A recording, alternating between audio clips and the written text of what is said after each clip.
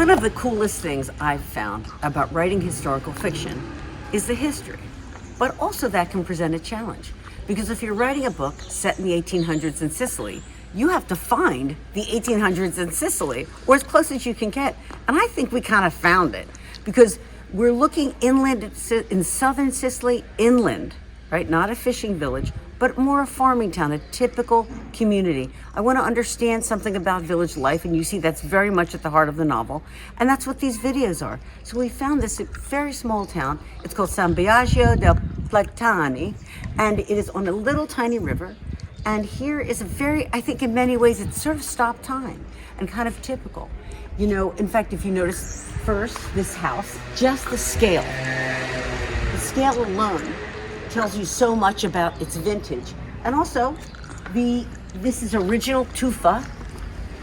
Here, you can see it with white with calcium. This is all from the surrounding region.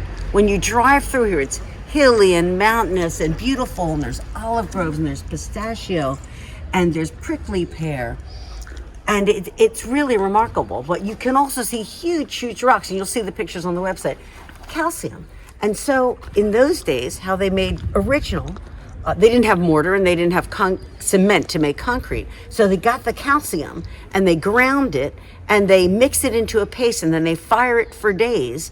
And then it becomes like a calcium paste, which is kind of used as mortar. And you can imagine in the novel, this is, you know, where the people would have lived.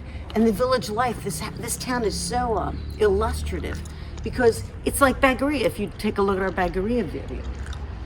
Because here's the town, right? Small street, houses close together, the row houses. And at the bottom, by the way, is the bakery.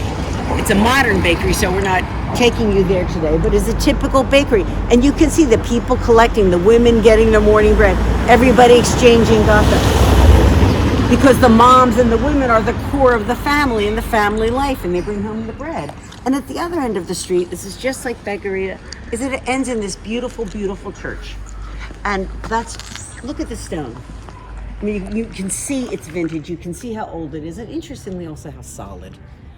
It's really remarkable. And I just want to take you around the side, because if you look closely, first of all, you can see little details like this. This might have been a hitching post, where a horse gets tied up right outside.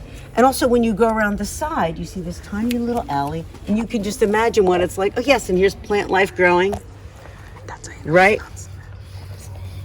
And come around the side, and you see